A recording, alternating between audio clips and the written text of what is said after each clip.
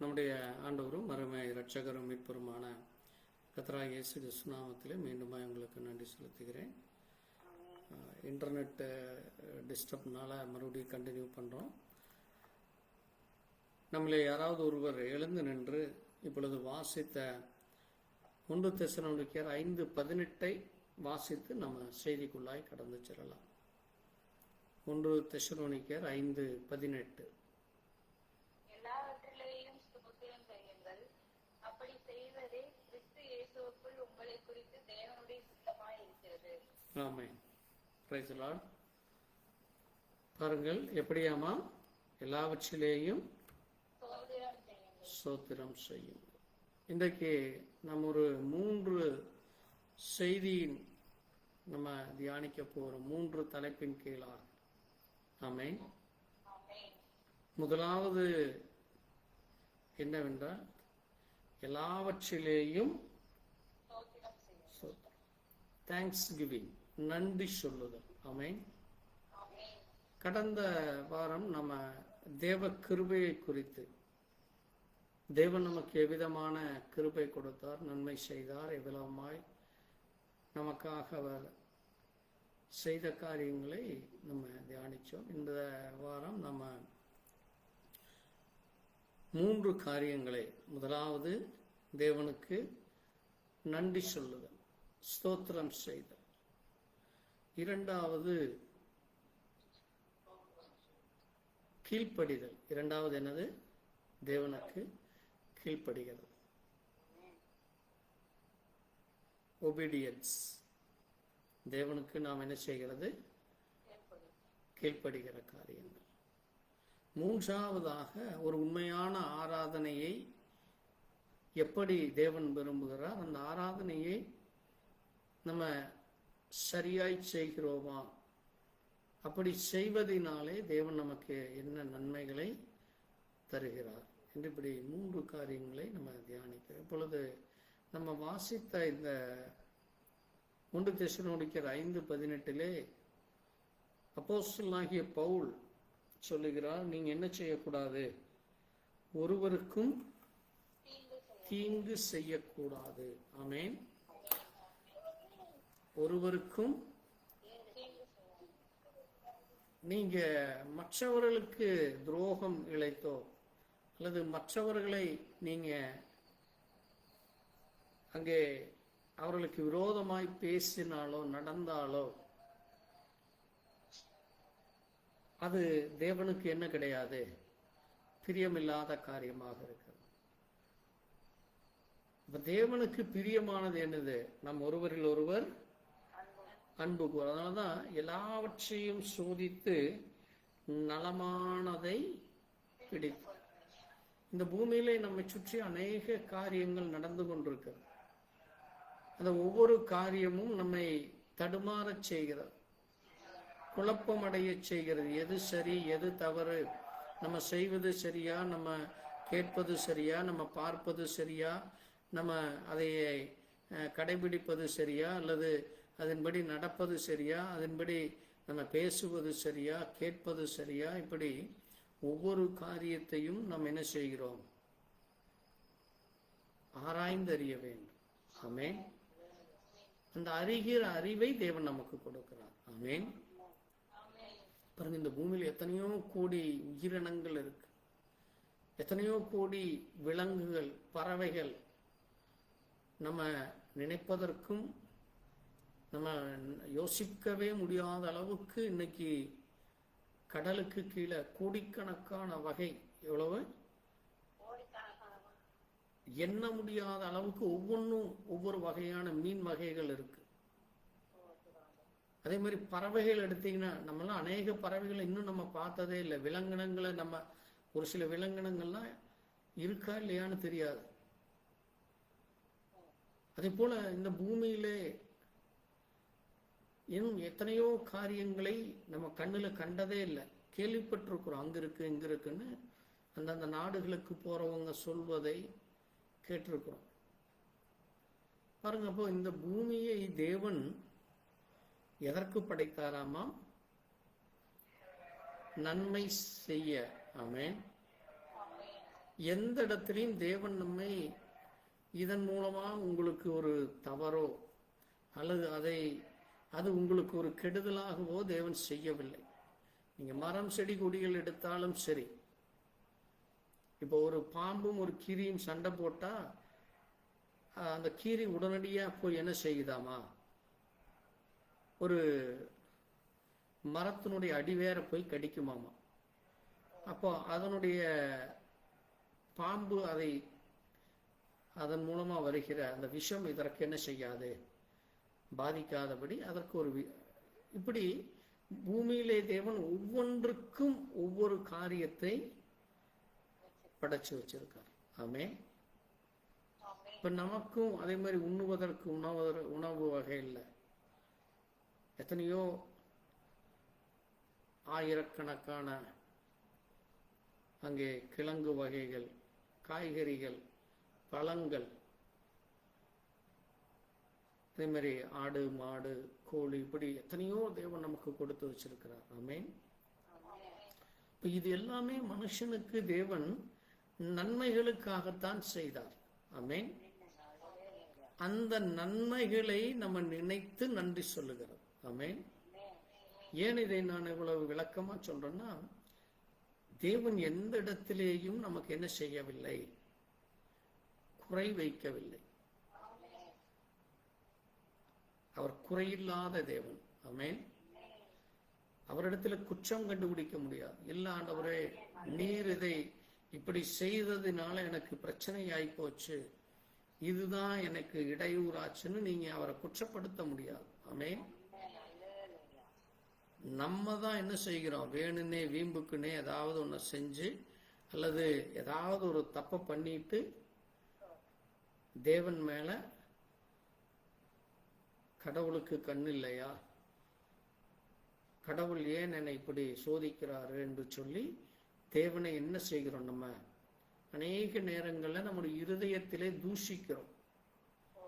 அநேக நேரங்களிலே தேவனுக்கு விரோதமாய் யோசிக்கிறோம், பேசுகிறோம், சபிக்கிறோம். தேவனுடைய சிருஷ்டி, ஒவ்வொரு மனுஷனும் யாரு? ஒவ்வொரு மனிதர்களும் யாரு? தேவனாலே படைக்கப்பட்டது. நம்ம தான் அவனை என்னங்கிறோம்? அவன் திருடன், அவன் கொலகாரன், கொள்ளக்காரன், அக்கிரமக்காரன், பாவி, துரோகின்னு அவன் செய்கிற செயலை வைத்து நம்மளை அடையாளம் காட்டி அவனை நம்ம வெறுக்கிறோம். அவனை என்ன செய்கிறோம்? சபிக்கிறோம்.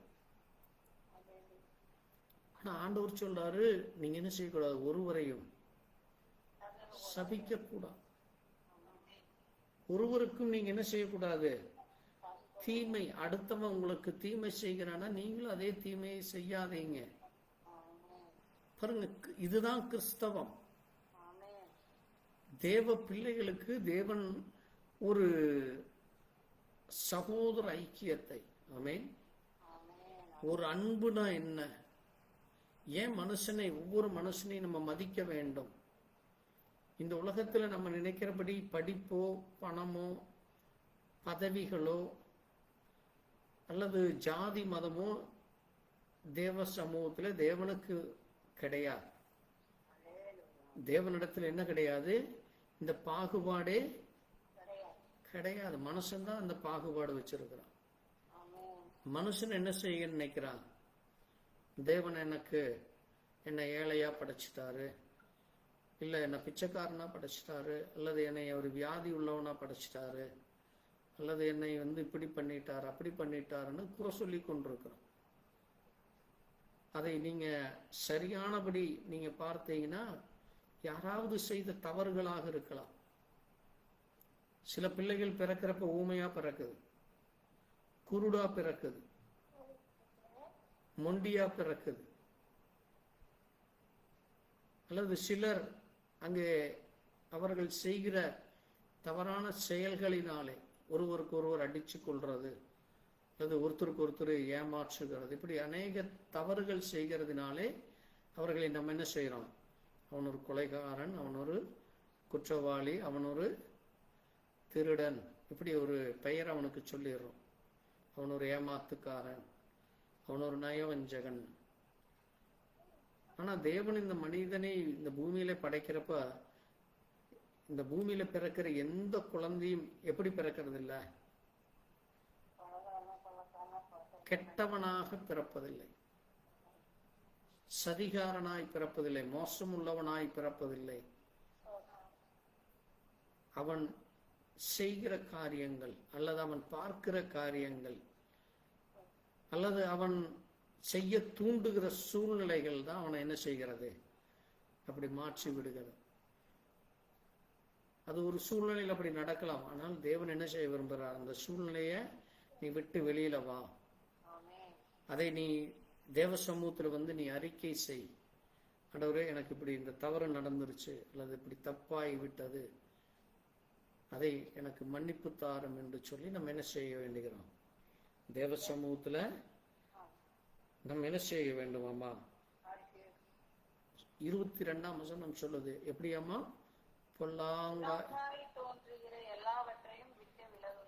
அது பொல்லாப்பு. அது என்னை என்ன செய்கிறது? என்னை தேவனுக்கு விரோதமாக வழி நடத்தி கொண்டிருக்கிறது. அது பொல்லாப்பு, தேவனுக்கு பிடிக்காத காரியம், அதுதான் பொல்லாப்பு. அந்த பொல்லாப்பை நம்ம என்ன செய்ய வேண்டும்? எல்லாவற்றையும் விட்டுவிட வேண்டும். அப்ப அது தேவன் நம்மிடத்தில் எதிர்பார்க்கிறது. அப்ப அது தேவன் நம்மை விட்டு எடுத்து போட்டதற்காக நம்ம நன்றி சொல்ல வேண்டும். ஆமென். ஏன்னா நம்முடைய யோசனைகள், சிந்தனைகள், நம்முடைய வழிகள், அல்லது நம்ம பேசுறது பொல்லாப்பா இருக்கலாம். அது தெரிஞ்சிருச்சு நமக்கு, அது தப்புன்னு தெரிஞ்ச பிறகு நம்ம என்ன செய்யக்கூடாது? அதைய செய்யாதபடி தேவன் சமூகத்திலே நம்ம அறிக்கை செய்கிற பொழுது தேவன் அதை நம்மளிருந்து எடுத்து போடுவார். நீங்க அறிக்கை செய்யாதவரை, கவனமா கேளுங்க, எந்த ஒரு காரியத்தையும், எந்த ஒரு தவறையும், எந்த ஒரு அக்கிரமத்தையும், அநியாயத்தையும், மீறுதலையும் நீங்கள் அறிக்கை செய்யாதவரை, அது யாரா இருந்தாலும் சரி, அறிக்கை செய்யாதவரை அது உங்களுக்குள்ளதான் இருக்கு, அந்த சிந்தை உங்களுக்குள்ளதான் இருக்கு. அதனாலதான் நம்ம என்ன செய்கிறோம்? தேவ சமூகத்தில் நம்மை தாழ்த்தி நம்ம அறிக்கை செய்து விட்டு விட வேண்டும் சொல்லு. தன் பாவங்களை மறைக்கிறவன் வாழ்வடைய மாட்டான், அவை அறிக்கை செய்து விட்டு விடுகிறவனோ இரக்கம் பெறும். அப்ப நீங்க அறிக்கை செய்து அதை விட்டுவிட வேண்டும் என்கிற அந்த சிந்தை நமக்கு வர வேண்டும். ஆமென். அதனாலதான் பாருங்க, சமாதானத்தின் தேவன் தாமே உங்களை முற்றிலும் பரிசுத்தமாக்குவார். அப்ப தேவன் நம்மை முற்றிலும் பரிசுத்தமாக்க நீங்க ஒப்பு கொடுக்க வேண்டும். நம்முடைய ஆவி, ஆத்துமா, சரீரம் முழுவதும், அது முழுவதுமாக என்ன செய்யப்பட வேண்டும்? பரிசுத்தமாக்கப்பட வேண்டும். தேவனைப் போல நம்ம பரிசுத்தமாக இருக்க வேண்டும் என்று தேவன் விரும்புகிறார். பாருங்க, சங்கீதக்காரன் சொல்றார், வாசிங்க, அவர் நமக்கு என்ன செய்திருக்கிறார்? அம்மா சங்கீதம் 107:1 யாராவது ஒருவர் வாசிக்கலாம், இன்னொருவர் 103:2 வாசிக்கலாம். கர்த்தரை துதியுங்கள், அவர் நல்லவர்,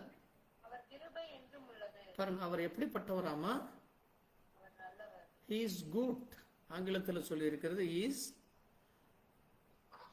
எப்படிப்பட்டவர்? அவர் நல்லவர்.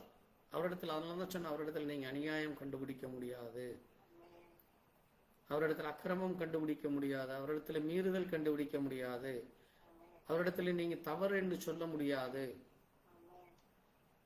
அப்போ தேவன் எப்படிப்பட்டவராக இருக்கிறாரம்மா? Is good. அவர் நல்லவராக இருக்கிறார். அதனாலதான் இயேசு கிறிஸ்துவை பார்த்து நீர் நல்லவர் என்று ஒருவன் சொல்லுகிறான். ஒரு வாலிபன் சொல்ற சொல்றாரு, தேவன் ஒருவர் தவிர நல்லவன் ஒருவனும் இல்லை. அப்ப இந்த பூமியில எல்லா மனுஷர்களும் தவறு செய்கிறவர்களாக எப்படியாவது ஒரு சூழ்நிலையில் ஏதாவது ஒரு சின்ன தவறு, தவறு என்றால் என்னது? பொய் பேசுறதோ, திருடுறதோ, ஏமாற்றுகிறதோ, எப்படியாவது ஒரு தவறு எந்த மனுஷனும் செய்து விடுவான். இல்லை, நான் இதுவரைக்கும் எதுவும் செஞ்சதே இல்லைன்னு நீங்க சொல்லவே முடியாது. ஏன்னா பிறந்ததிலிருந்து மரிக்கிற வரைக்கும், பிறப்பிலிருந்து மரணம் வரைக்கும் நம்ம என்ன செய்கிறோம் என்று தேவன் அங்கே அது ரெக்கார்ட் ஆயிட்டு இருக்கு. அப்ப நம்ம சொல்லலாம், அது எப்படியோ வாய் தவறி வந்துருச்சு, அல்லது அவன் அந்த மாதிரி என்ன பேசிட்டான், நான் பேசிட்டேன்னு. பட் அது தவறு, தவறு தான். அப்ப அதனாலதான் எந்த மனுஷனும் யாராமா? பொய்யனை. தேவன் ஒருவரே நீதிபரர், சத்தியம் உள்ளவர். அப்ப அதனாலதான் அவரை நல்லவர் என்று சொல்லுகிறோம். அந்த நல்லவருக்கு நம்ம நன்றி சொல்லுகிறோம். ஆமே. நம்ம எப்படி ஒருத்தர் நல்லவரா நமக்கு ஒரு உதவி செய்கிறார் அவசரத்துக்கு, ஏதாவது ஒரு சூழ்நிலையில ஒருத்தர் நமக்கு உதவி செய்த அவர் யார்? அவரு நல்லவர். அவருக்கு அந்த மனம் இருக்குது, நன்மை செய்கிற அந்த மனம் இருக்கு. இப்ப நம்ம ரோட்ல போயிட்டு இருக்கிறோம், திடீர்னு ஒரு ஆக்சிடென்ட் ஆகுது அல்லது ஏதாவது ஒன்று ஆகிறப்ப அங்க நின்று நம்ம உதவி செய்கிறப்ப அவங்களுக்கு அது எவ்வளவா இருக்கும்? ஒரு மிகப்பெரிய உதவியா. அந்த உதவியை தேவன் நமக்கு செய்கிறார் ஒவ்வொரு நாளும். ஆமென். அதான் நல்லவர். ஆமென். பாருங்க, வாசிங்க, சங்கீதம் 103:2 சொல்லுது.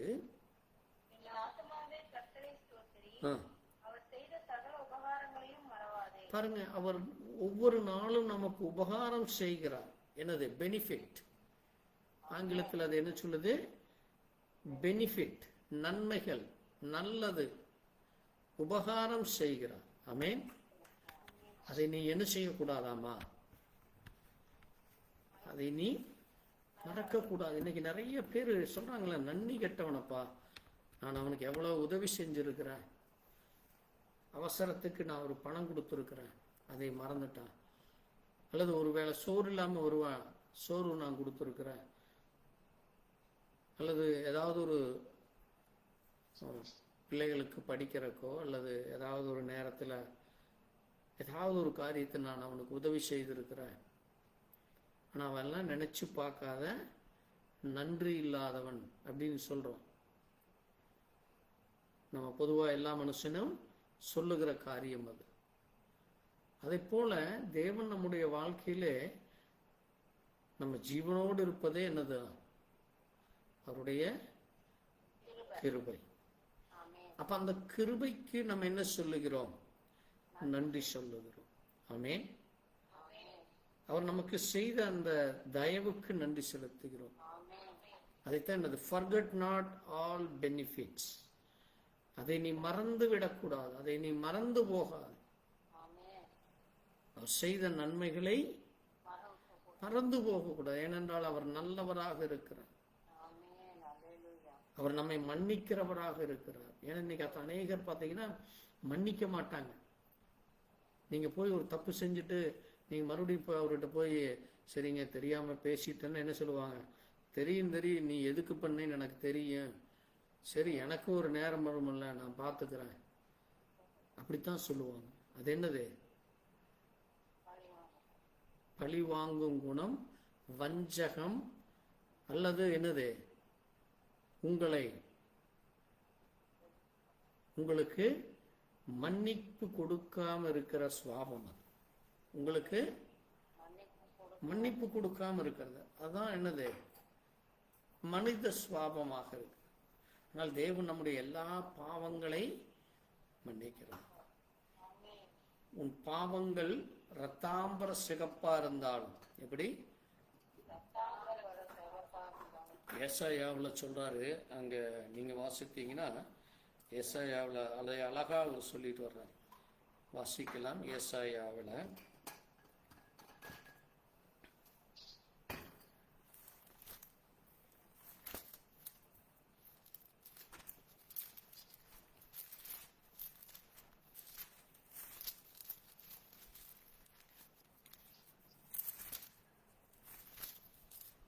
வாசிங்க. ஏசாயா 1ஆம் அதிகாரம் நினைக்கிறேன், 1:18 வாசிங்க. ஏசாயா வாசிப்போம். உங்கள் பாவங்கள் சிவேரென்றிருந்தாலும் பாருங்க, உங்க பாவங்கள் சிவேரென்று இருந்தாலும் உறைந்த மலையைப் போல் வெண்மையாகும். பாருங்க, உறைந்த மலையைப் போல் வெண்மையாகும். அவை சிவப்பாயிருந்தாலும் மஞ்சை போல் ஆகும். பாருங்க, அப்படின்னா என்னது? ரத்தாம்பர சிவப்புனா என்னது? அவ்வளவு பாவம். ஒன்னு ரெண்டு பாவம் இல்லை. சொல்றாங்கல்ல, அவன் என்ன கொஞ்சத்தை பாவமா செஞ்சான், துரோகமா செஞ்சான், அநியாயமா செஞ்சான். எத்தனை பேர்த்த ஏமாத்தி இருக்கிறான், எத்தனை பேர் அவன் என்னென்ன பண்ணி இருக்கிறான் சொல்லுவோம்ல. அதான் என்னது? ரத்தாம்பர சிவப்பு. பாருங்க, உங்க பாவங்கள் சிவப்புன்னு என்னது? கொஞ்சம் கொஞ்சமா செய்யற சின்ன சின்ன தப்புகள். அதுவே இது ரத்தாம்பர சிவப்புன்னு என்னது? இன்னும் அதை விட கெட்டியாகிறது, அதிகமா பண்றது. அப்படி இருந்தாலும் அதை நான் என்ன செய்வேன்? பஞ்சு எப்படி வெள்ளையா இருக்கும், அதான் என்னது? பஞ்சை போல வெள்ளையாக்குறது. மழை எப்படி இருக்கும்? ஒரே சுத்தமா இருக்கும், தெளிவா இருக்கு, கிறிஸ்டல் கிளியர்மா. அப்ப பாருங்க, தேவன் நம்மை எந்த கண்டிஷன்ல இருந்தாலும் அவர் மன்னிக்கிறவராக இருக்கிறார். ஆனா நம்ம தான் என்ன செய்கிறது இல்ல, அந்த மன்னிப்பை கொடுக்கிறது இல்லை, அல்லது கொடுக்கிற இடத்துல நம்ம அதைய ஏற்றுக்கொள்ளாமல் இருக்கிறோம். அது தேவ பிள்ளைகள் இடத்துல அப்படி காணப்படக்கூடாது. அது உன்னிடத்திலிருந்து அந்த சுவாபம் மாற வேண்டும் என்று தேவன் விரும்புகிறார். அதைத்தான் தேவன் வசனம் நமக்கு போதிக்கிறது. நீ இப்படி செய், இதை செய்யாதே என்று நமக்கு அறிவுரை கொடுத்துகிறார். ஆமென். அதனாலதான் நம்ம அதுக்கு என்ன செய்கிறோம்? வாசிங்க, கொலோசியர் 3:15 சொல்லுது, இவர் இப்படியெல்லாம் நமக்கு செய்ததினாலே. வாசிப்போம், கொலோசியர் 3:15 வாசிக்கலாம். எடுத்து ஒரு சீக்கிரம் வாசிப்போம். தேவ சமாதானம் உங்கள் இருதயங்களில் ஆழக்கடவுது. பாருங்க, தேவ சமாதானம் உங்கள் இருதயங்களில் ஆழக்கடவுது. இதற்கென்றே நீங்கள் ஒரே சரீரமாக அழைக்கப்பட்டீர்கள். நன்றி அறிதல் உள்ளவர்களாயும் இருங்கள். பாருங்க, நீங்க எப்படிப்பட்டவர்களா இருக்கணும் அம்மா? நன்றி உள்ளவர்களாக இருங்கள். எப்படிப்பட்டவர்களாக இருக்க வேண்டும்? நன்றி உள்ளவர். சொல்றாங்களே, நன்றி இல்லாதவன் சொல்லுவான், நன்றி இல்லாதவன் சொல்லுவான். இப்ப தேவ பிள்ளைகள் நன்றி உள்ளவர்களாக இருக்க வேண்டும். இன்றைக்கும் உலகத்துல ஒரே ஒரு நாட்டு ஜனங்களை எல்லாரும் பெருமையா பேசுவாங்க. நான் அடிக்கடி சொல்லி இருக்கிறேன். எந்த நாடு அது? ஜப்பான். அந்த ஜனங்களை எல்லாரும் ஒரு காரியத்துக்கு மறக்கவே மாட்டாங்க. என்னவாமா, என்ன செய்தாலும் தேங்க்ஸுமாங்க. அது அப்பா அம்மா ஆகட்டும், வேலை செய்கிற இடத்துல ஆகட்டும், நீங்க பயணம் செய்கிற இடத்துல, குடும்பத்துல, வெளியில, எந்த இடத்துல ஒருத்தருக்கு ஒருத்தர் ஒரு சின்ன ஹெல்ப் பண்ணாங்கன்னு, இப்போ நீங்க பஸ்ல போறப்ப ஒருத்தர் உங்களை உட்காருன்னு சொன்னாருன்னா உடனடியாக நன்றி சொல்லுவோம். இப்படி எந்த ஒரு சின்ன ஹெல்ப் பண்ணாலும் அடுத்த செகண்ட் அவங்க என்ன சொல்லுவாங்க? நன்றி சொல்லுவார். அது அவர்களுக்குள்ள பிறவி குணமாமா. ஒரு நாளைக்கு எத்தனை ஆயிரம் தடவை நன்றி சொல்றாங்கன்னே தெரியாது அப்படிங்கிறாங்க. பாருங்க, அதைத்தான் தேவன் சொல்றாரு, நீங்கள் என்ன செய்ய வேண்டும்? நன்றி உள்ளவர்களாக. அதைத்தான் நம்ம சொல்றோம், தேங்க்ஸ் கிவிங். நம்ம தேவனுக்கு நன்றி சொல்ல வேண்டும். அவர்கள் மனிதருக்கு மனிதர் சொல்லிக் கொள்றார்கள். நம்ம யாருக்கு சொல்ல வேண்டும்? தேவனுக்கு நம்ம நன்றி சொல்லுகிறவர்களாக இருக்க. நம்ம இத்தனை வருஷம் தேவனுக்கு நன்றி சொல்லாமல் இருந்திருக்கலாம், அல்லது மறந்து இருக்கலாம், அல்லது மற்றவர்களை மன்னிக்காமல் இருக்கலாம், அல்லது மற்றவர்களை குறித்து நம்ம ஒரு விதமாக இருக்கலாம். மன்னிக்கிற சுவாபமும் நன்றி சொல்லுகிற சுவாபமும் தேவனுக்கு நாமும் செய்ய வேண்டும். ஆமென். அதுதான் தேவ பிள்ளைகளிடத்திலே தேவன் எதிர்பார்க்கிற காரியம். இரண்டாவதாக கீழ்ப்படிதல். மிக முக்கியமானது என்னது? கீழ்ப்படிதல் வேண்டும், ஒபீடியன்ஸ் வேண்டும் தேவ பிள்ளைகளிடத்தில். வாசிங்க, பிரசங்கி எக்லிப்ஸ் 12:13 வாசிப்போம். ஏன் தேவனுக்கு நாம் கீழ்ப்படிய வேண்டும்? வாசிக்கலாம். பிரசங்கி மகனே, வாசிப்போம். இவைகளினாலே புத்தியடைவாயாக. பாருங்க, என் மகனே என்னவாமா? இவைகளினாலே புத்தியடைவாயாக. எவைகளினாலே புத்தி அடைய வேண்டுமாமா? அநேகம் புஸ்தகங்களை உண்டு பண்ணுகிறதற்கு முடிவில்லை. அதிக படிப்பு உடலுக்கு இழைப்பு. தொடர்ந்து வாசிக்கலாம். காரியத்தின் கடைப்பகுதியை கேட்போமாக. தேவனுக்கு பயந்து. பாருங்க, என்னவாமா? தேவனுக்கு பயந்து அவர் கற்பனைகளை கைக்கொள். எல்லா மனுஷர் மேலும் விழுந்த கடமை இதுவே. பாருங்க, நமக்கு ஒரு டியூட்டி இருக்கு.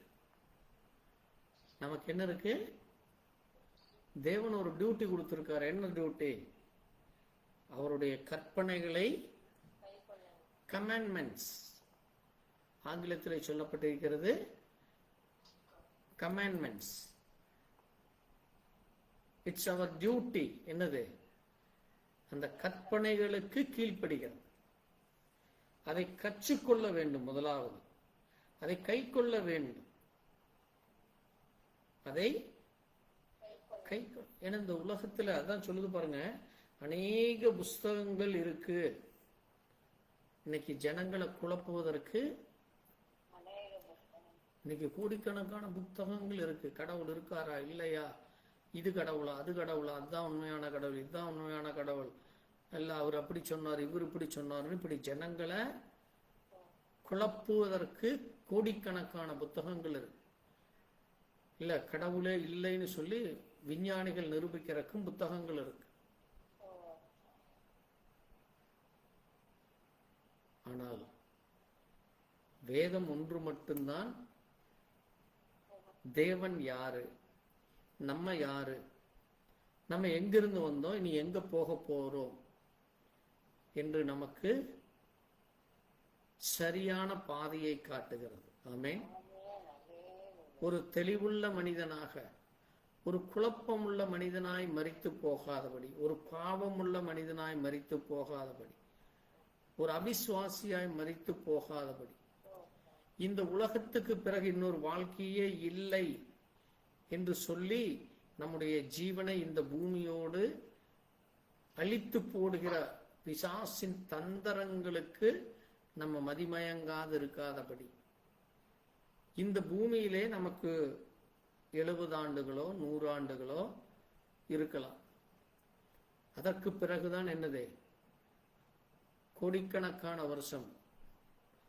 எப்படி? கோடிக்கணக்கான வருடங்கள் தேவனோடு நம்ம வாழப்போகிற ஒரு வாழ்க்கையை தேவன் நமக்கு கொடுக்கிறார். அப்போ அதுக்கு நம்ம என்ன செய்ய வேண்டும் என்பதை இந்த கமெண்ட்மெண்ட் சொல்லுகிறது, கட்டளைகள் சொல்லுகிறது. அதுதான் 10 கட்டளைகள். அந்த 10 கட்டளைகள்ல நீங்க கடைபிடிச்சாலே அதிலேயே கோடிக்கணக்கான காரியங்கள் இருக்கு. அதைத்தான் சுருக்கி தேவன் 10 கொடுத்திருக்கார். அதான் என்னது? காரியத்தின் கடைத்தொகை. அப்படின்னு என்னது? காரியத்தின் கடைத்தொகை என்ன? நீங்க 100 பேசுங்க, சரி முடிவா என்ன சொல்றீங்கம்மா? முடிவா என்ன சொல்றீங்க? முடியுமா முடியாதாங்கிறமில்ல. இப்போ வேலைக்கு போறோம், நீங்க யாரு என்ன ஏது, நீங்களும் கம்பெனி பத்தி தெரியுங்கிறீங்க, உங்களை பத்தி, உங்க படிப்பை பத்தி, குடும்பத்தை பத்தி, இப்படி என்னென்னமோ கேட்குறாங்க. கடைசியா உங்களை வேலைக்கு எடுப்பாங்களா இல்லையா? அதுதான் காரியத்தின் கடைத்தொகை. அதே போல இந்த பூமியில எத்தனையோ கோடிக்கணக்கான காரியங்கள் இருக்கு. ஆனால் முடிவு என்ன? உங்களுடைய முடிவு என்ன என்று தீர்மானிக்கிறதை தேவன் உங்க கையில பொறுப்பு கொடுக்கிறான். ஆமென். நீங்க இந்த பூமியில முடிவெடுக்கிறத விட்டுட்டு, இல்ல அவர் அப்படி சொன்னாரு, இந்த புத்தகம் இப்படி சொல்லுச்சு, இல்லது இந்த சூழ்நிலை என்னை இப்படி ஆக்கிருச்சு என்று சொன்னால் இழப்பு யாருக்கு தான்? ஒவ்வொரு அந்த தனி மனுஷனுக்கு தான். இப்ப என்னுடைய தகப்பனுக்கோ அல்லது என்னுடைய பிள்ளைகளுக்கோ மனைவிக்கோ என் பேர பிள்ளைகளுக்கோ அல்லது நண்பனுக்கோ உற்றார் உறவினர்களுக்கோ நான் சொல்றேன் தேவனை குறித்து. ஏற்றுக்கொள்வதும் ஏற்றுக்கொள்ளாமல் போவதும் முடிவெடுப்பது யார் கையில தான் இருக்கு? அந்த தனி நபர்கிட்ட தான் இருக்கு. நான் எத்தனை பேர்த்துக்கிட்ட சொல்றேனோ அத்தனை பேரும் அவங்க தான் முடிவெடுக்கணும். நான் வற்புறுத்த முடியாது. புரியுதா உங்களுக்கு? அப்போ அந்த முடிவெடுக்கிறதை தேவன் நம்ம கையில கொடுக்கிறார். அதனாலதான் சொல்றார் என்னது, அவர் கற்பனையை கைக்குள், இது எல்லா மனுஷர் மேலும் விழுந்த அந்த டியூட்டி. தேவன் உங்களுக்கு ஒரு டியூட்டி கொடுத்திருக்கார். அந்த டியூட்டியை நீங்க சரியா செய்யறீங்களான்னு தேவன் உங்களை கவனிக்கிறார். அந்த 10 கட்டளைகளை நீங்கள் கீழ்ப்படுகிறீங்களா? அதுதான் உங்களுக்கு தேவன் கொடுத்த டியூட்டி.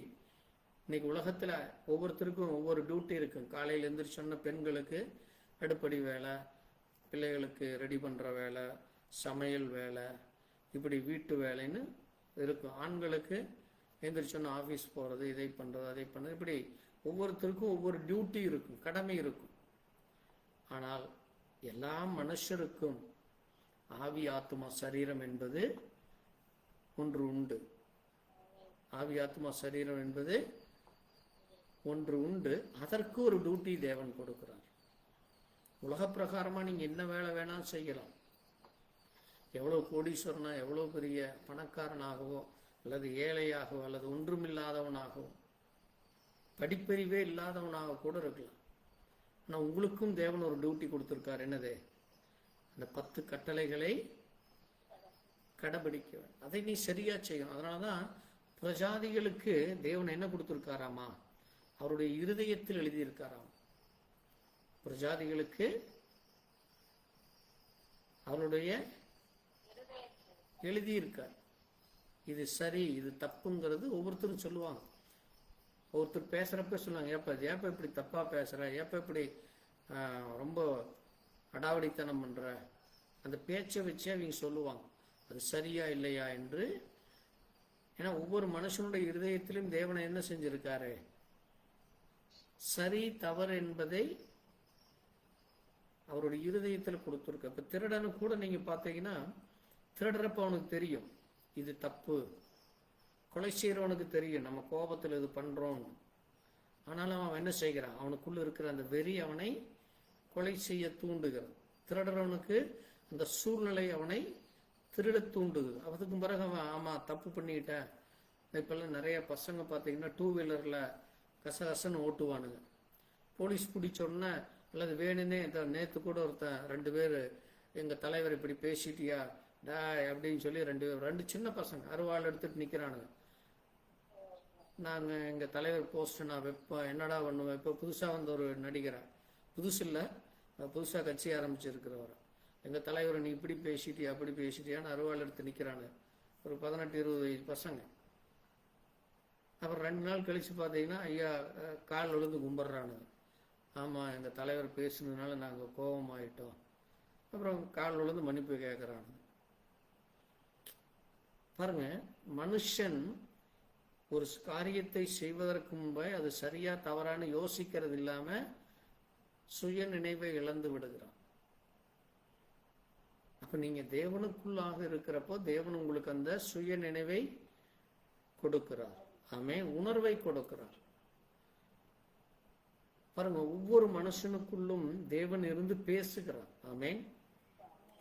அதைத்தான் அங்க நீங்க வாசிக்கிறப்ப யோவான் 14:15 ஆண்டவர் சொல்றாரு, வாசிங்க. இன்னொருவர் உபாகமம் 5:33 வாசிக்கலாம்.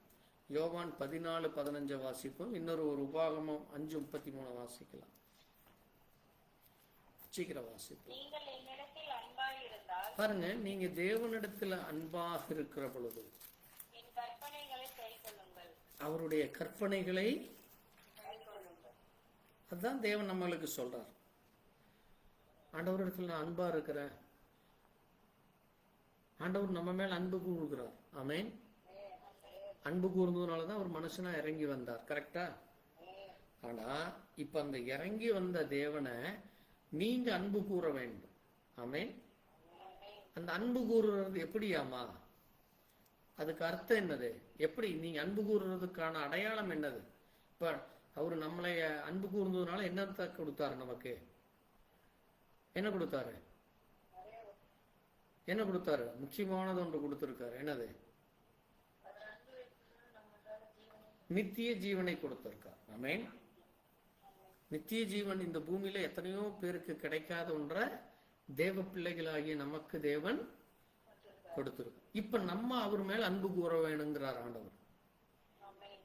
அப்ப நீங்க அந்த அன்பு கூறுறதுக்கு அடையாளம் என்ன? அதான் என்னங்கிறாரு, வாசிங்க.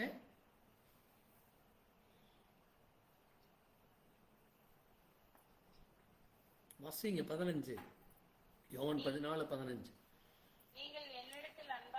பாருங்க, நீங்க என்னிடத்தில் அன்பா இருக்கிறேன்னு சொல்றீங்களே, அப்படி அன்பா இருந்தா என்ன செய்ய? அவ்வளவுதான். Follow my comments.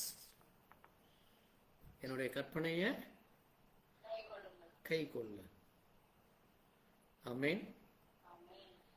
அதைத்தான் அவர் சொல்றாருங்க 21ஆம் வசனத்துல, என் கற்பனைகளை பெற்றுக்கொண்டு அவைகளை கை கொள்ளுகிறவன் எவனோ என்னிடத்தில் அன்பாயிருக்கிறான், என்னிடத்தில் அன்பாயிருக்கிறவன் என் பிதாவுக்கு அன்பாயிருக்கிறான், நானும் அவளை அன்பாயிருப்பேன், அவனுக்கு என்னை. அப்ப தேவன் யாருங்கிறத அவர் உங்களுக்கு எப்படி வெளிப்படுத்துறாராமா?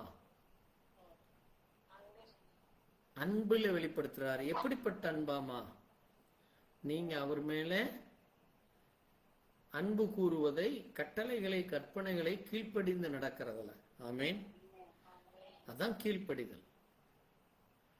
அந்த கடமைகளை செய்கிறது. இப்ப நீங்க ஸ்கூலுக்கு போறீங்கன்னா அந்த டைமுக்கு போகும். அந்த டைமுக்கு போறது உங்களுடைய டியூட்டி. இப்போ ஒரு வாத்தியார் இருக்காருன்னா அவர் போய் அந்த டைமுக்கு கிளாஸ் எடுக்கணும். ஒரு கலெக்டர் இருக்காருன்னா கலெக்டர் அந்த டைமுக்கு போய் அவர் டியூட்டி செய்யும். ஒரு ட்ரெயின்னா அந்த ட்ரெயின், ஒரு ஃப்ளைட்னா அந்த ஃப்ளைட் அந்த டைமுக்கு அதாவது அது செய்ய வேண்டும். அதுதான் அதனுடைய டியூட்டி. அப்ப பாருங்க, அதான் என்னது? ஒபீடியன்ஸ், கீழ்ப்படிதல். ஆமென். வாசிங்க உபாகமம் 5:33. இன்னொருத்தர் மத்தேயு 7:21 வாசிப்போம். பாருங்க, நீங்க சுதந்தரிக்கும் தேசத்திலே பாருங்க, பிழைத்து சுகித்து நீடித்திருக்கும்படி உங்கள் தேவனாகிய கர்த்தர் பாருங்க, அவர் உங்களுக்கு என்னென்ன கட்டளைகளை கற்பனைகளை சொல்லியிருக்காரோ அந்த வழியில நடங்க. ஆமென். அவர் சொன்னபடித்தான் நீங்க நடக்கும். நம்ம நினைக்கிறபடி நம்ம யோசிச்சு இல்ல அப்பா அம்மா சொன்னாங்க, இல்ல அவரு சொன்னாரு இவரு சொன்னாருன்னு நடக்கிறதல்ல. தேவன் நமக்கு இப்படி நட, இந்த இடத்த உனக்கு கொடுத்துருக்குறேன், இந்த ஊர்ல உனக்கு நான் இந்த காரியத்தை செய்யறேன், நீ எனக்கு உண்மையாய் எனக்கு கீழ்ப்படிஞ்சு நான் சொல்றபடி நீ செய்யு தேவன் சொல்றார். இன்னைக்கு இதுதான் பிரச்சனை. இன்னைக்கு இந்தியா முழுசும் உலகம் முழுசும் நடக்கிற பிரச்சனை என்னது? அவரவர் சுயத்துல நடக்கிறது, தாந்தோணித்தனமா செய்கிறதுன்னு சொல்றாங்கல்ல. அப்பா அம்மா சொன்னா கீழ்ப்படுகிறது இல்ல பள்ளிக்கூடத்துல சொன்னா கேட்கறது இல்ல, வேலைக்கு போற இடத்துல அவர் சௌரியத்துக்கு பண்றாரு, கம்பெனிக்கு சொன்னதை கேட்கறது இல்லைன்னா அவன் என்ன செய்வான்? வேண்டான்றுவான். அப்பா அம்மா தான் பல்ல கடிச்சிட்டு இருப்பாங்க. என்ன சொல்லுவாங்க கடைசியா? சரிடா, நாளைக்கு உனக்குன்னு ஒரு குடும்பம் வரும், அப்ப நீ அனுபவிப்பேம்பாங்க. அப்ப நாளைக்கு அவர் குடும்பம் வர்றப்ப அவர் என்ன செய்வாரு? அழுது புரண்டு அனுபவிப்பாங்க. பாருங்க, நேத்து ஒன்று பார்த்தேன், அது சொல்லக்கூடாது. எனக்கு அப்படியே மனுஷன் எவ்வளவு கொடூரமானவனாக மாறிக்கொண்டு வருகிறான் இன்றைக்கு. பெற்றோர்களை கவனிக்க, பெற்றோர்களை குறித்த அக்கறை இல்லாமல் இருக்குங்கிறது ஒரு 2 காரியத்தை நான் பார்த்தேன். ஆண்டவர் சொல்றாரு, கட்டளைகள்ல முதல் கட்டளை என்னது? தேவனாகிய கர்த்தர் ஒருவரே கர்த்தர். பூமியில நமக்கு கொடுத்த முதல் கட்டளை என்னது? என்னது முதல் கட்டளை? உன் தாய் தகப்பனுக்கு கனம் பண்ணுவாய், அவர்களை கீழ்ப்படி, அவர்களை அன்பு கூறு. இந்த காசி நீங்க கேள்விப்பட்டிருப்பீங்க. சரியா?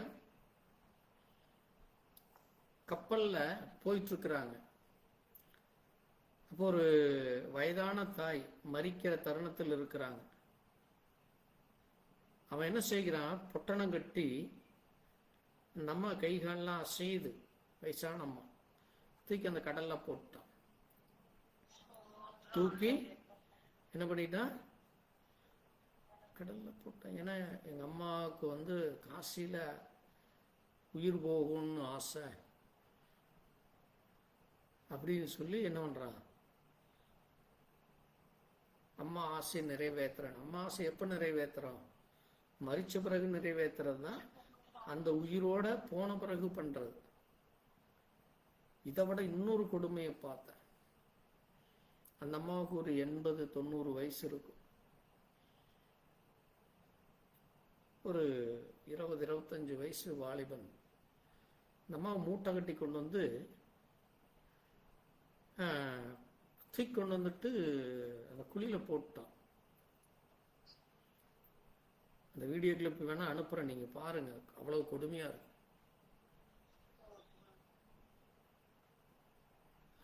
அந்த அம்மாவை மறுபடியும் கட்ட ஊக்குறான். அது தலையை நீட்டிட்டு அங்க இங்கேயும் பாக்குது, வயசான கிழவி பாவம். மறுபடியும் கட்டி தீய போட்டு எரிச்சிடறான். பாருங்க மனுஷன் எவ்வளவு கொடூரம் உள்ளவனாக இருக்கிறான். மனுஷன் எவ்வளவு எவ்வளவு பாருங்க. அதையும் வீடியோ எடுத்து அதையும் பப்ளிக்ல போடுறாங்க. கேட்டா அந்த அம்மா நாளை நீ ஒன்றும் பண்ண முடியாது, எனக்கு கொண்டு போடுன்னு சொல்லிச்சு. ஏதோ ஒன்று இவன் சாக்கு சொல்லுவான். இப்போ மனுஷனுடைய அந்த யோசனைகள், வழிகள், அல்லது அந்த பெற்றோரை குறித்தான அந்த அக்கறையோ, அல்லது அது ஒரு உயிர், அது அந்த உயிரை நம்ம கொல்லக்கூடாது என்று இல்லாதபடி அதை என்ன செய்கிறார். இன்னைக்கு அவ்வளவு நடக்குது. சின்ன சின்ன பிரச்சனைகளுக்கு ஒருத்தர் அடிச்சு கொண்டுக்கிறாங்க. ஒரு சின்ன கார் ஒருத்தர் எடுக்கிறான், அந்த காரில் ஏதோ எலுமிச்சம்பழம் வச்சு தூக்கி வீசுறது ஏத்து வீட்டுக்குள்ள விழுந்துருதாம, ஏத்து வீட்டுக்காரனை இவனும் ஆளுக்கால் அடிச்சு மண்டை உடைச்சு. இப்படி பாருங்க இன்னைக்கு நடக்கிற அக்கிரமங்கள், அநியாயங்கள். அதான் கடைசி நாட்கள்ல வேதம் சொல்லுது என்ன நடக்குதாமா, அக்கிரமம் மிகுதியாவதினால் அநேகருடைய அன்பு தணிந்து போ. இது இன்னைக்கு ஜாஸ்தி ஆயிட்டு இருக்கு. அந்த காலத்துல எல்லாம் அது எங்கேயோ ஒரு பக்கம் நடக்கும்.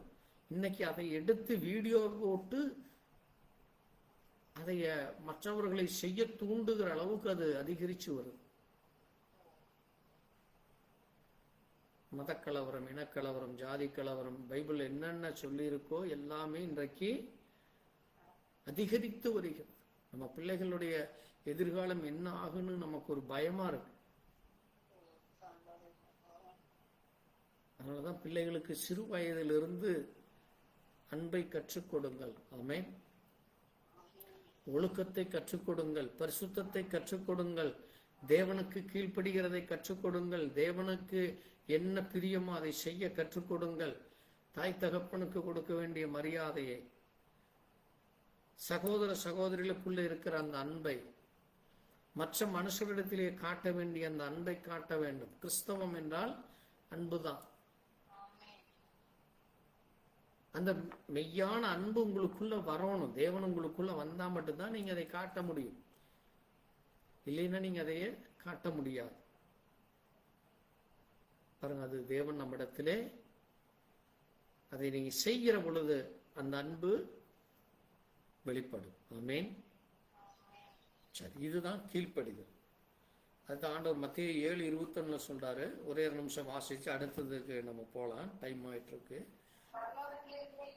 பாருங்க, என் பரலோகத்தில் இருக்கிற என் பிதாவின் சித்தத்தின்படி செய்கிறவனே பரலோக ராஜ்யத்திலே பிரவேசிப்பான். அப்ப தேவ சித்தம் என்னது?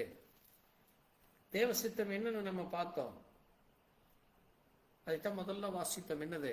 1 தெசலோனிக்கர் 5:18 எல்லாவற்றிலும் ஸ்தோத்திரம் செய்யுங்கள், அப்படி செய்வதே கிறிஸ்து இயேசுவுக்குள் உங்களை குறித்து தேவனுடைய சித்தமா. அப்ப தேவ சித்தத்தை, பரலோகத்தின் பிதாவினுடைய சித்தத்தை நிறைவேற்ற வேண்டும். என்னது?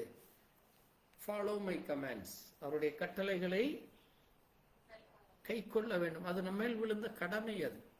ஆமென். அப்போ ஒரு ஆராதனை எப்படி இருக்க வேண்டுமாமா? நன்றியோடு, ஆமென், கீழ்ப்படிதலோடு. அதான் தேவன் விரும்புகிற ஒரு ஆராதனை. அதான் தேவன் நம்மிடத்தில் எதிர்பார்க்கிற ஒரு ஆராதனை. ஆமென். அந்த உண்மையான ஆராதனையை குறித்து பவுல் சொல்றாரு, வாசிங்க. 1 கொரிந்தியர் 15:15 வாசிப்போம். இன்னொருவர் கலாத்தியர் 6:9 வாசிக்கலாம். 1 கொரிந்தியர் 15:15 வாசிக்கலாம். பாருங்க, மரித்தோர் உயிர்த்தெழாவிட்டால் தேவன் எழும்பாத கிறிஸ்துவை சாட்சி சொன்னதினாலே போகும். பாருங்க, இப்ப இன்னைக்கு அநேகர் சொல்றாங்க, இயேசு கிறிஸ்து எப்படி உயிர் தெழுந்தாரு, அவர் எப்படி நீங்க கடவுளுங்கிறீங்க, அவர் தான் இறந்துட்டாரல்ல, அப்படி ஒண்ணு. அப்புறம் இன்னொன்னு பைபிள்லயே இருக்கு, என்னது? அவரை திருடி கொண்டு போயிட்டாங்க, அவரை திருடி கொண்டு போயிட்டாங்க. இன்னைக்கு இப்படி அதே அநேக குழப்படிகள் இருக்கு.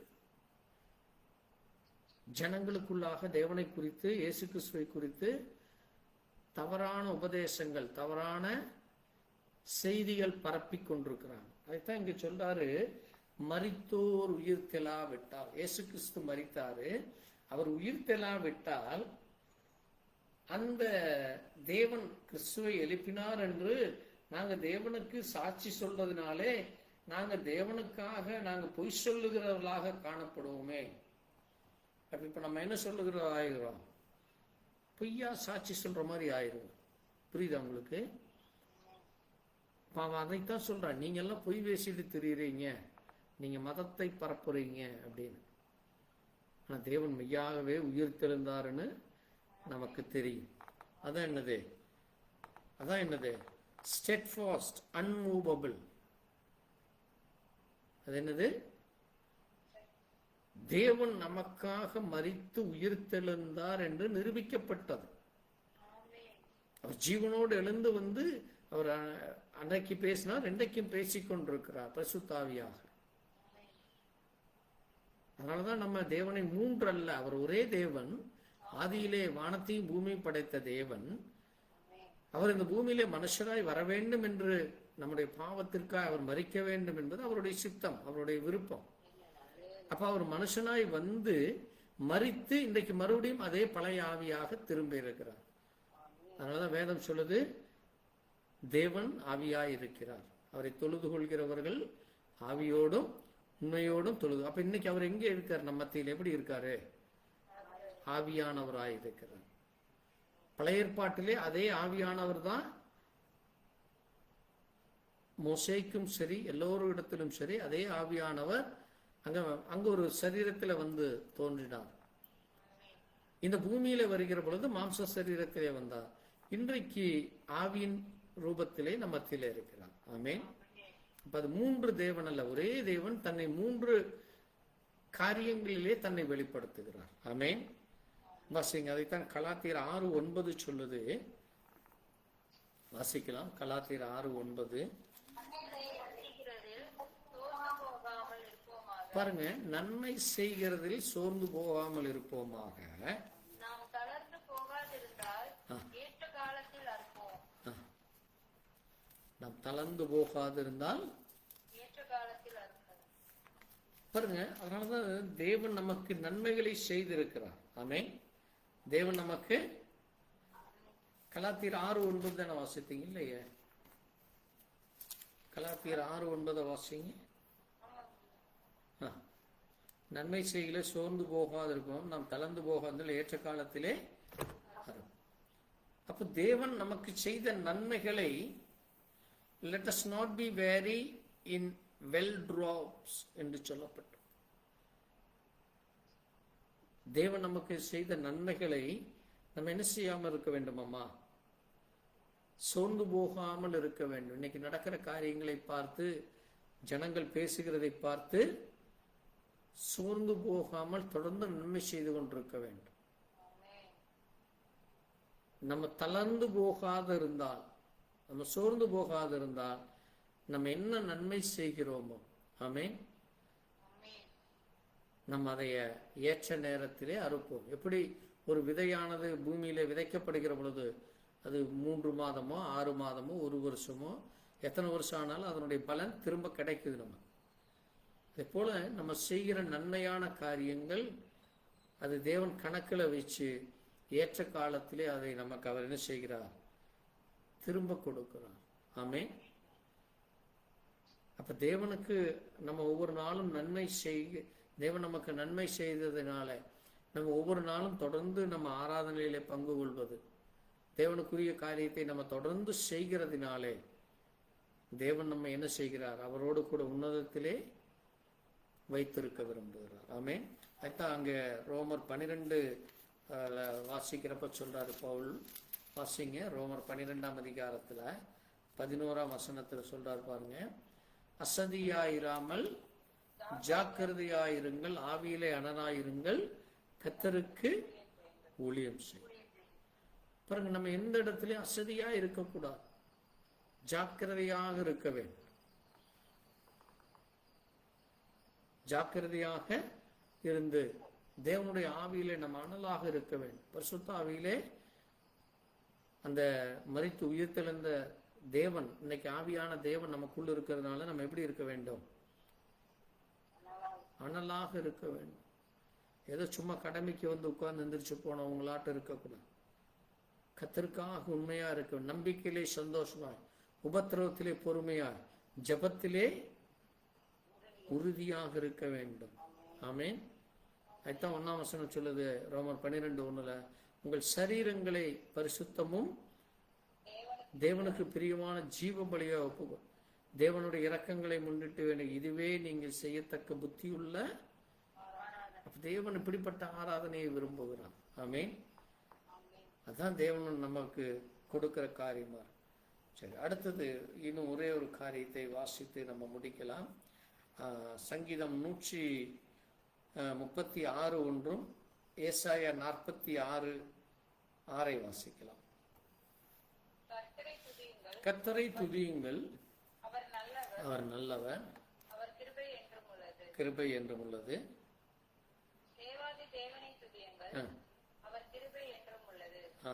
பாருங்க, அவருடைய கிருபை என்னென்றைக்கும் உள்ளது. ஆமென். அவருடைய தயவு, அவருடைய அன்பு, அவருடைய இரக்கம் அது என்னென்றைக்கும் உள்ளதாக இருக்கிறது.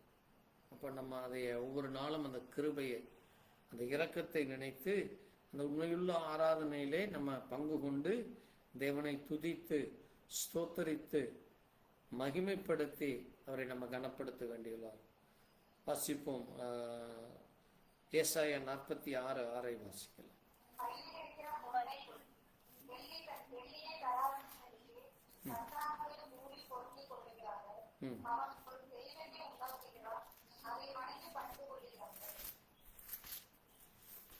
ஒரு நிமிஷம். ஏசாயா 46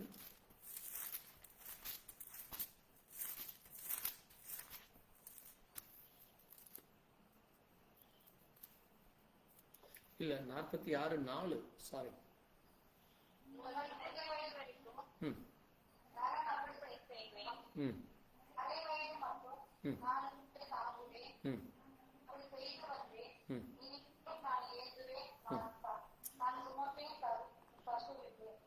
பாருங்க, தேவன் நமக்கு எவ்வளவு நாள் வரைக்கும் நன்மை செய்கிறார், கிருபை செய்கிறார், அன்பு கூறுகிறார், இரக்கம் பாராட்டுகிறாமா?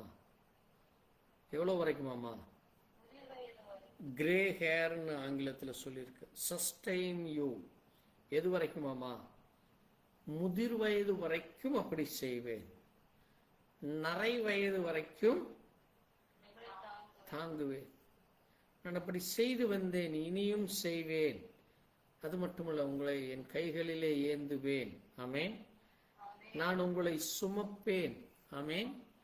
நான் உங்களை தப்புவிப்பேன். அதுதான் தேவன் நமக்கு கொடுக்கிற பெரிய ஆசீர்வாதம்.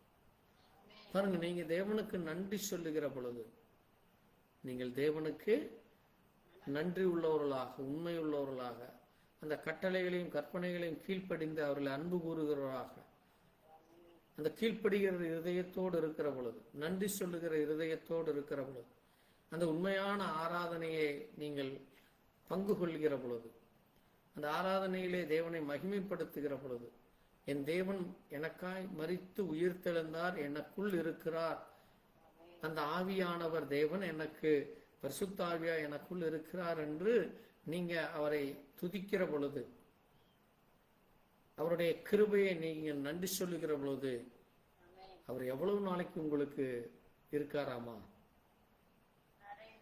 முதிர் வயது வரைக்கும். நீங்க வயசானாலும் விடமாட்டார். ஆமென்.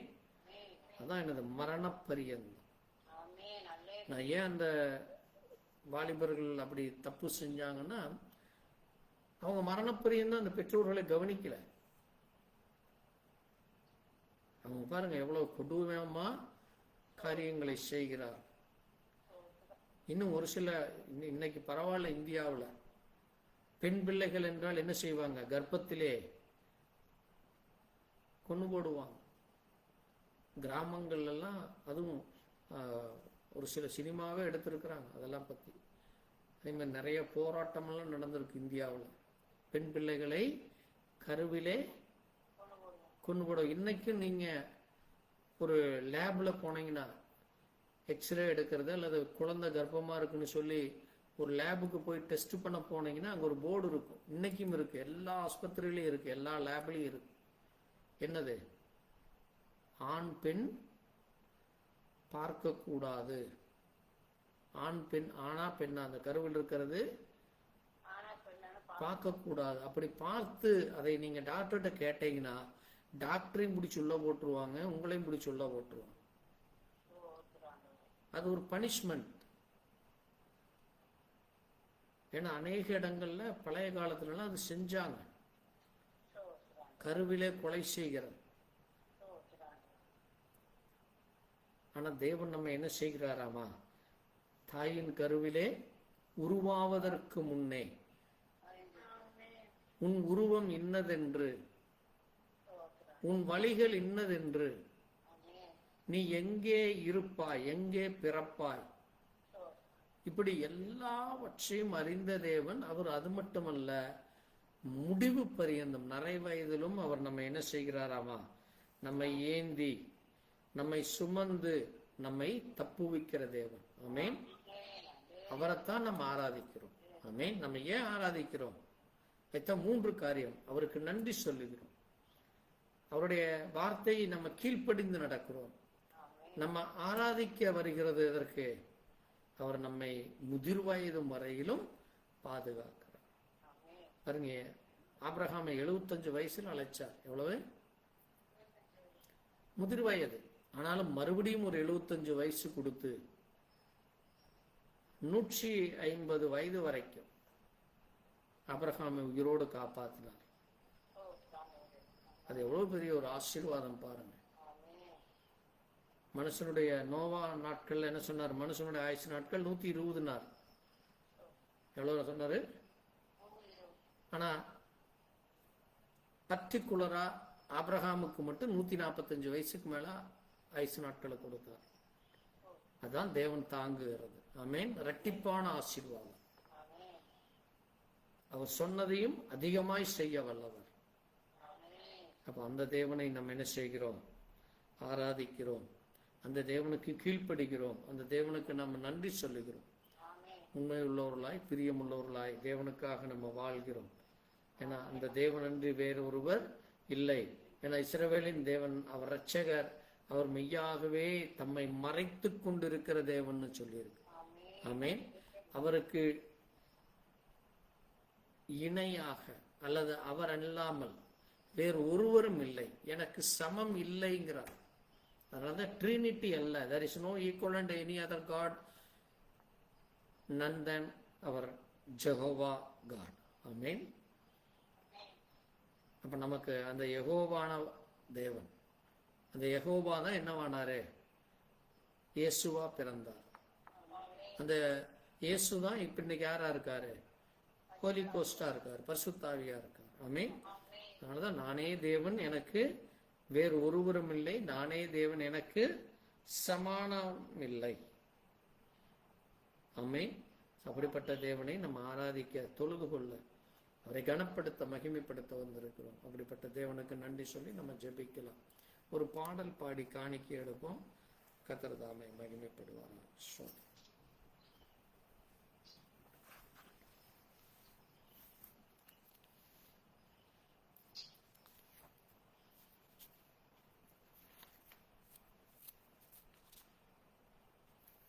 அழகானவர், அருமையானவர், இனிமையானவர்.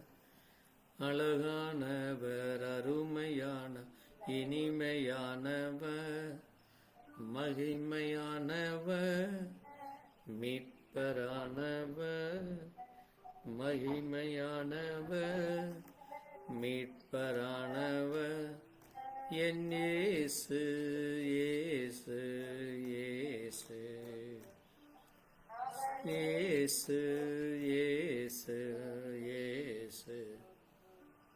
சேனைகளின் கர்த்தர் நம் மகிமையின் ராஜா, என்றும் நம்மோடு இருக்கும் இம்மானுவேலர். சேனைகளின் கர்த்தர் நம் மகிமையின் ராஜா, என்றும் நம்மோடு இருக்கும் இம்மானுவேலர். இம்மட்டும் இனிமேலும் எந்த நேசர் என்னுடையவர், என் ஆத்மநேசரே, என்னுடையவர், என் ஆத்மநேசரே. அழகானவர், அருமையான், இனிமையானவர். அழகானவர், அருமையான், இனிமையானவர், மகிமையானவர், மீட்பரானவர், மகிமையானவர், மீட்பரானவர், என் இயேசு, இயேசு, கன்மலையும் கோட்டையும் துணையுமானவர். கண்மழையும் கோட்டையும் துணையுமானவர், ஆட்சி தேர்ச்சி காத்திடும் தாயுமானவர், என்றென்றும் நடத்திடும் எந்தன் ராஜா. என்னுடையவர், என் நேச கர்த்தரே, என்னுடையவர், என் நேச கர்த்தரே. அழகானவர், அருமையான், இனிமையானவர். அழகானவர், அருமையான், இனிமையானவர், நேசவர், மீட்பரானவர், மகிமையானவர், என் மீட்பரானவர், அவரே இயேசு. ஆமாண்டவரே, நீர் அழகானவர், அருமையானவர். நாங்கள் உமக்கு நன்றி செலுத்துகிறோம். உடைய கற்பனைகளை, கட்டளைகளை நாங்கள் கடைபிடிக்க வேண்டும். அதுவே எங்களுக்கு நீர் கொடுத்த கடமை. அது நீர் எங்கள் ஆண்டவரே சொன்ன ஒரு காரியமாக இருக்கிறது. நாங்கள் உண்மை அன்பு கூறுகிறோம் என்பதால் அதை கடைபிடிப்பதே, அதை கை கொள்ளுவதே அன்பு கூறுவது என்று சொல்லியிருக்கேன். ஆண்டவரே, நீர் அதை இந்த பூமியில இருந்த பொழுது செய்தீர். அதை போல நாங்களும் செய்து பிதாவிலே அன்பு கூற, தேவனாகி உண்மையிலே அன்பு கூற, பரிசுத்தாவினுடைய ஐக்கியத்தை பெற்றுக்கொள்ள, தேவனுக்கு பிரியமானதை செய்ய தேவ இரக்கம் தாரும். ஆண்டவரே, நீர் எங்களுக்காக இந்த பூமியில மரித்து உயிர் தெழுந்து நாங்கள் உண்மை ஆராதிக்க, உண்மை தொழுது கொள்ள நீர் எங்களுக்கு கிருபை கொடு. எங்களுடைய முதிர் வயது வரை நீர் எங்களை தாங்குவேன், தப்புவிப்பேன், ஏந்துவேன், சுமப்பேன் என்று சொன்னீர். அந்த அன்பிற்காய், இரக்கத்திற்காய், கிருபைக்காய் நன்றி சொல். கேட்ட சத்திய வார்த்தையின்படி நாங்கள் நன்றியறிதல் உள்ளவர்களா, ஒருவரை ஒருவர் மன்னிக்கிறவரா, எல்லாவற்றிலும் கீழ்ப்படிந்து நடக்கிறவர்களா, ஆண்டவரே, நலமானதை பற்றி கொள்ளத்தக்கதா, பொல்லாப்பானதை விட்டுவிடத்தக்கதா தேவனுடைய சத்தத்திற்கு கீழ்ப்படிய சமாதானத்தின் ஆவியானவர் எங்களோடு கூட எங்களுடைய ஆவி ஆத்ம சரீரத்தை நீ பரிசுத்தப்படுத்த வல்லவராயிரும். ஆண்டவரே, நாங்கள் ஒவ்வொரு நாளும் கீழ்ப்படிதல் உள்ளவர்களாய், கீழ்ப்படிந்து நடக்கிறவர்களாய், உண்மை உள்ளவர்களாய், பிரியம் உள்ளவர்களாய் நடக்க தொடர்ந்து உடைய இரக்கம் தான். கேட்ட சத்திய வசனத்திற்காக நன்றி. தொடர்ந்து உடைய இரக்கம் எங்களுக்கு கிடைக்க வேண்டுமா இயேசு கிறிஸ்துவனுடைய பரிசுத்த நாமத்திலே. என் ஆத்மாவே கர்த்தரை ஸ்தோத்திரி, முழு உள்ளமே பரிசுநாமத்தை என் ஆத்மாவே கர்த்தரை ஸ்தோத்திரி, கர்த்தர் செய்த சகல உபகாரங்களும் மறவாதே. அல்லேலூயா. துதி கன மகிமையுமா ஓ எல்லாம் உம்மை, ஓ எல்லாம் உம்மை. துதி கன மகிமையோ ஓ நீரே ராஜாவே. அல்லேலூயா. ஸ்தோத்ரம் ஸ்தோத்ரம் ஸ்தோத்ரம் மிக ஸ்தோத்ரம் ஸ்தோத்ரம் ஸ்தோத்ரம் நீரே ராஜாவே. அல்லேலூயா. துதி கனம ஓ எல்லாம் உம்மை, ஓ எல்லாம் உம்மை. துதி கனமகிமையோ ஓ நீரே ராஜா. அல்லேலூயா. ஆண்டவராகிய இயேசு கிறிஸ்துவினுடைய கிருபையும் தேவனுடைய அன்பும் பரிசுத்தோட இன்னும் இன்னும் சதா காலம் நம் அனைவரோடு கூட இருப்பதா. அல்லேலூயா. கர்த்தர் ஸ்தோத்திரம் உண்டாகட்டும். God bless. Praise to God. Thank you, Jesus. கர்த்தர். Thank you, Jesus.